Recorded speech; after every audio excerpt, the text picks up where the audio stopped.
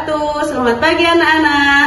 Waalaikumsalam warahmatullahi wabarakatuh. Selamat pagi, Bu. Bagaimana kabarnya? Alhamdulillah sehat, Bu. Alhamdulillah. Oke, sebelum kita memulai pelajaran pada hari ini, alangkah baiknya kita berdoa terlebih dahulu. Silahkan untuk ketua kelas bisa dipimpin doanya. Baik Bu. Oke teman-teman, sebelum kita memulai pelajaran hari ini, marilah kita berdoa menurut agama dan kepercayaan kita masing-masing. Berdoa dimulai. Berdoa dicukupkan. Baik, terima kasih untuk ketua kelas sudah memimpin doa pada pelajaran hari ini. Alhamdulillah anak-anak kita dapat bertemu kembali pada kesempatan hari ini dengan keadaan sehat walafiat. Semoga nantinya pembelajaran hari ini dapat berjalan dengan lancar dan bermanfaat bagi kita semua. Oke, sebelum melanjutkan pembelajaran hari ini, Ibu akan absen kehadiran kalian. Apakah ada yang tidak hadir hari ini? Tidak, Bu. Baik, hadir semua ya berarti. Oke, semoga semuanya dapat mengikuti pembelajaran hari ini dengan baik. Dan apabila ada yang kurang jelas, bisa ditanyakan di akhir sesi pembelajaran. Baik, sekarang Ibu mau bertanya mengenai pembelajaran minggu yang lalu. Apakah ada yang masih ingat minggu lalu kita belajar tentang apa? Yang masih ingat bisa angkat tangan. Saya, Bu. Ya, silahkan Ajeng. Tentang PPh pasal 21, Bu. Good job Ajeng. Minggu lalu kita membahas tentang PPh pasal 21.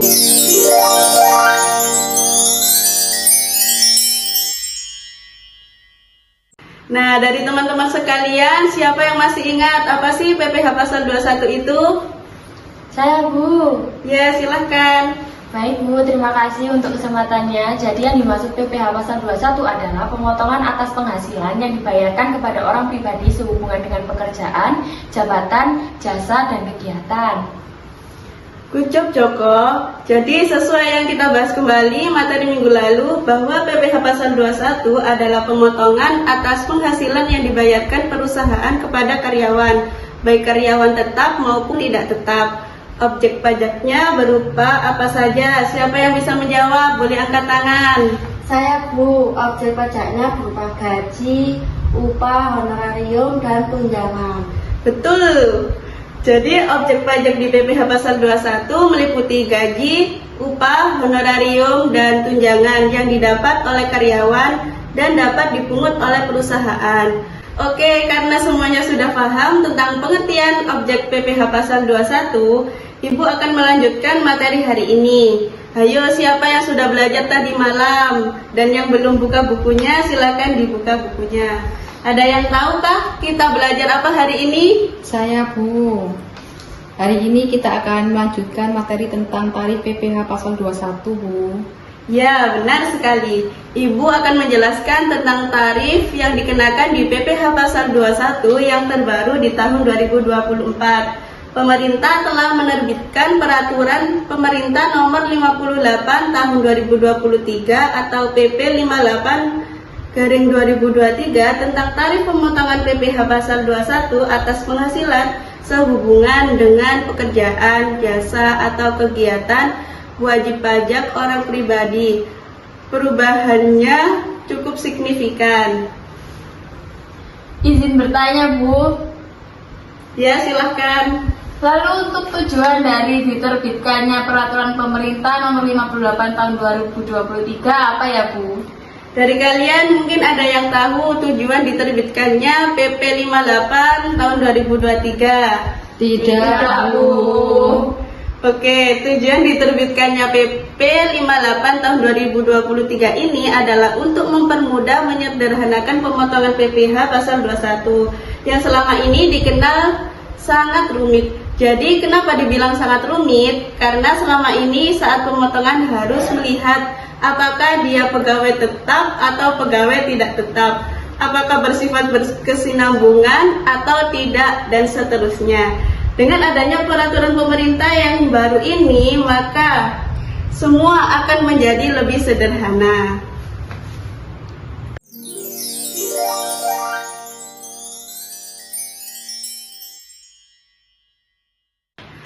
Nah, berdasarkan penjelasan Ibu mengenai peraturan pemerintah 58 tahun 2023 yang baru di PPh pasal 21, ada yang tahu tidak kapan mulai berlakunya?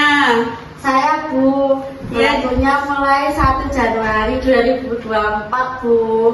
Ya, jadi mulai berlakunya PP 58 tahun 2023 tentang PPh pasal 21 yaitu mulai 1 Januari 2024.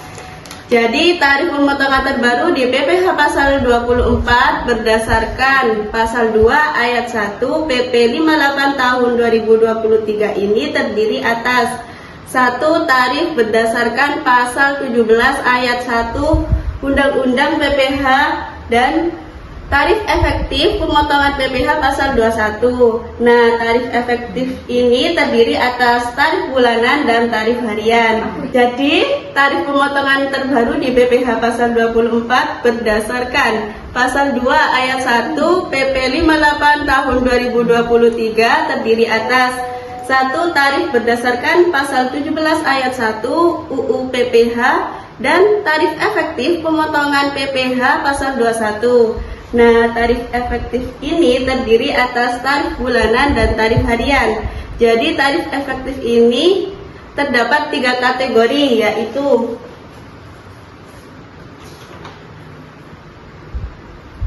tab kategori A,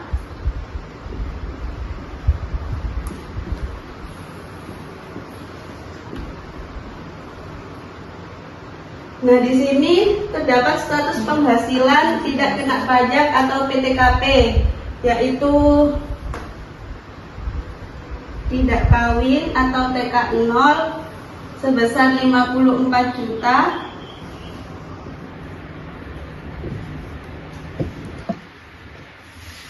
tidak kawin dengan satu tanggungan sebesar 58,5 juta dan kawin tanpa tanggungan sebesar 58,5 juta. Nah, untuk TR kategori B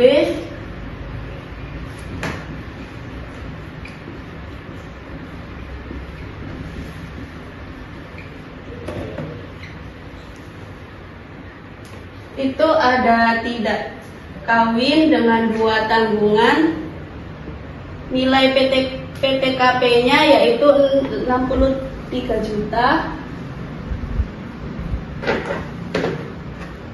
dan tidak kawin dengan 3 tanggungan sebesar 67,5 juta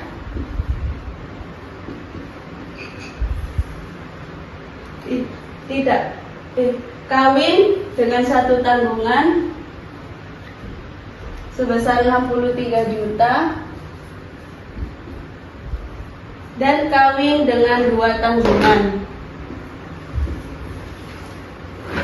sebesar 67,5 juta.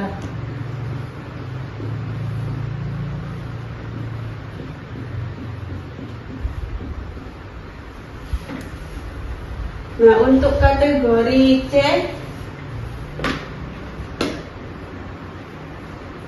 itu ada kawin dengan 3 tanggungan.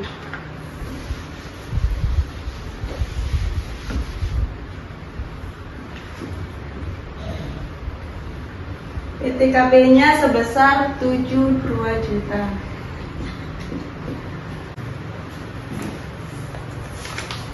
Nah, setelah mengetahui kategori tarif efektif, Ibu mau bertanya siapa di antara kalian yang mengetahui berapa saja tarif pajak sesuai dengan lapisan PKP-nya? Izin menjawab, Bu. Ya, silakan. Kurang dari 60 juta, tarif pajaknya 5%. Maaf, Bu, itu saja yang saya tahu. Oke, Andini, tidak apa-apa. Mungkin teman-teman yang lain ada yang bisa melengkapi jawaban Andini. Saya, Bu. Ya, Joko, silakan. Jadi kurang dari 60 juta, tarif pajaknya 5%. Lebih banyak dari 60 juta, tarif pajaknya 15%. lebih banyak dari 250 juta, tarif pajaknya 25%. Kemudian lebih besar dari 500 juta, tarif pajaknya 30%. Dan lebih besar dari 5M, tarif pajaknya 35%. Nice Joko. Oke teman-teman, jadi sesuai yang dijelaskan oleh Andini dan Joko bahwa tarif pajak sesuai dengan lapisan PKP-nya itu ada 6, yaitu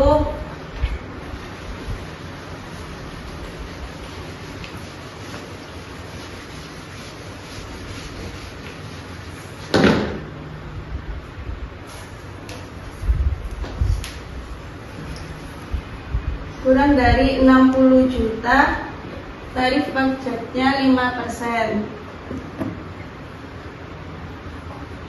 Lebih dari 60 juta, tarif pajaknya 15%.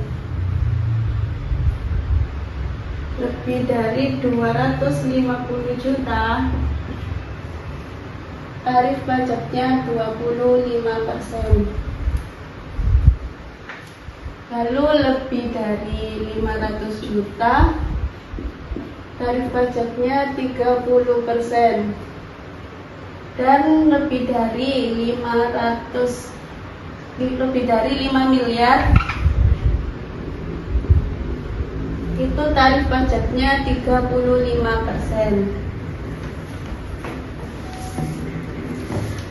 Baik anak-anak, supaya kalian lebih paham lagi tentang PPh Pasal 21 yang terbaru tahun 2024 ini, mari kita simak video kali ini.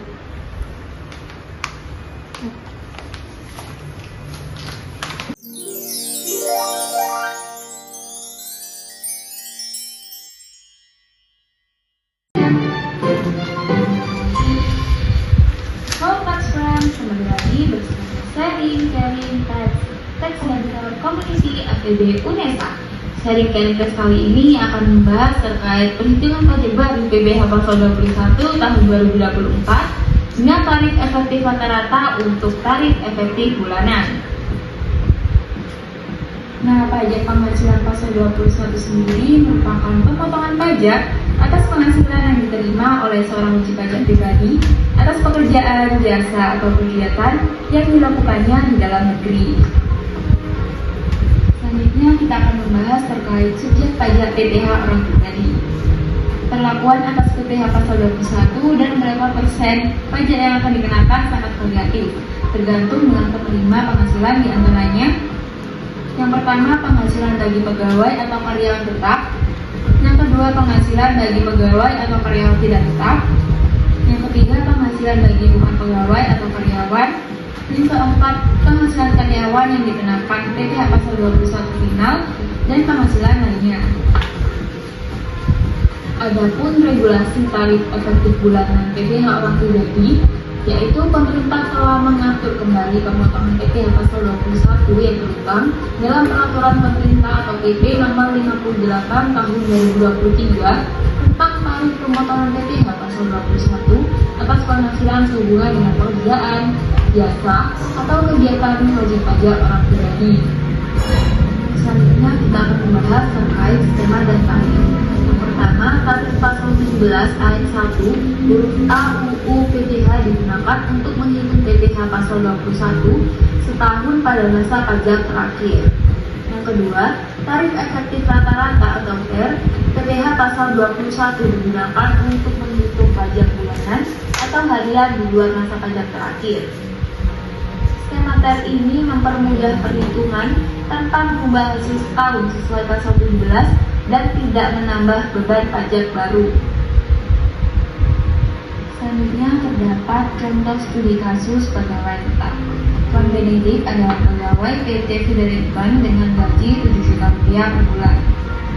Perusahaan mengikuti program BPJS Ketenagakerjaan dan Kesehatan, di mana premi jaminan kecelakaan kerja atau JKK sebesar 0,24%, JKN sebesar 0,3%, dan CHT sebesar 3,7% dibayar oleh perusahaan.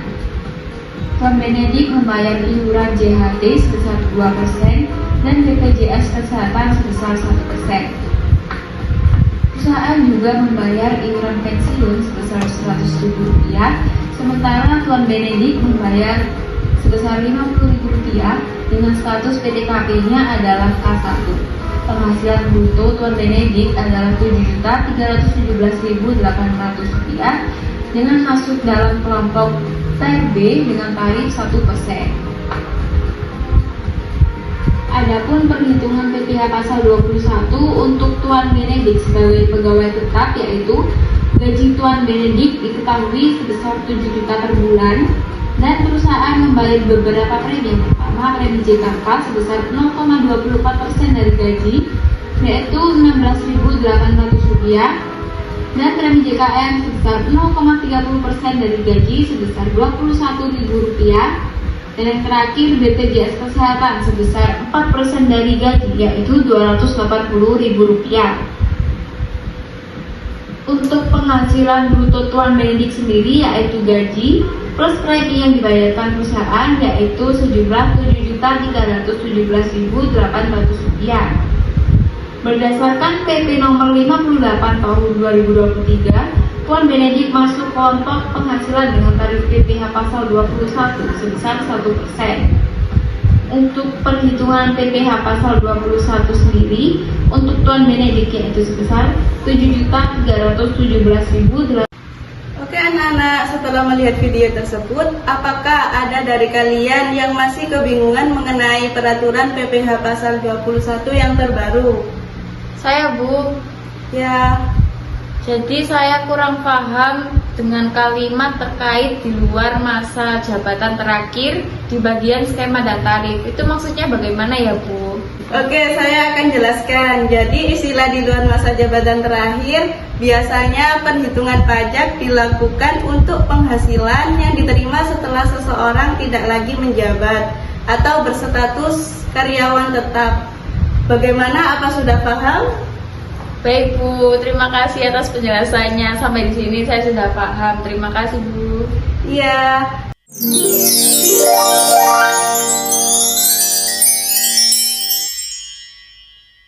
Ya, baik anak-anak, setelah ini Ibu akan memberikan tugas diskusi dan membagi menjadi 3 kelompok. Nah, untuk kelompok 1 ada Andini, Rara, dan Joko. Untuk kelompok 2 ada Ajeng, Sania, dan Marwa. Kelompok 3 ada Dini, Cece, dan Agil. Bisa dipahami anak-anak? Bisa, Bu. Bisa, Bu. Kalian bisa kumpul di kelompoknya masing-masing. Anak-anak, untuk topik diskusinya yaitu tentang pengenaan tarif PPh pasal 21 sesuai dengan kategorinya. Jadi yang akan kalian lakukan adalah membuat contoh kasus beserta jawabannya. Untuk kelompok 1, kriterianya yaitu tentang TER kategori A.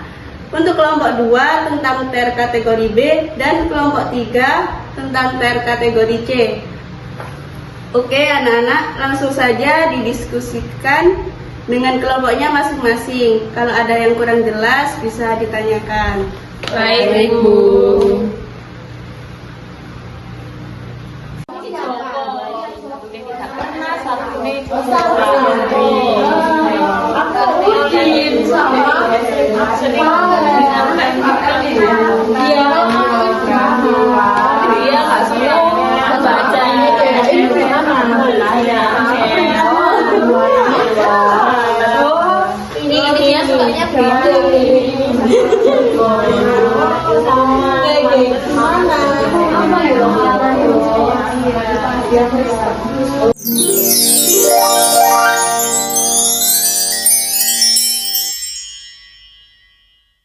Oke anak-anak, karena waktunya sudah habis, untuk presentasi hasil diskusinya dilanjutkan di minggu depan ya.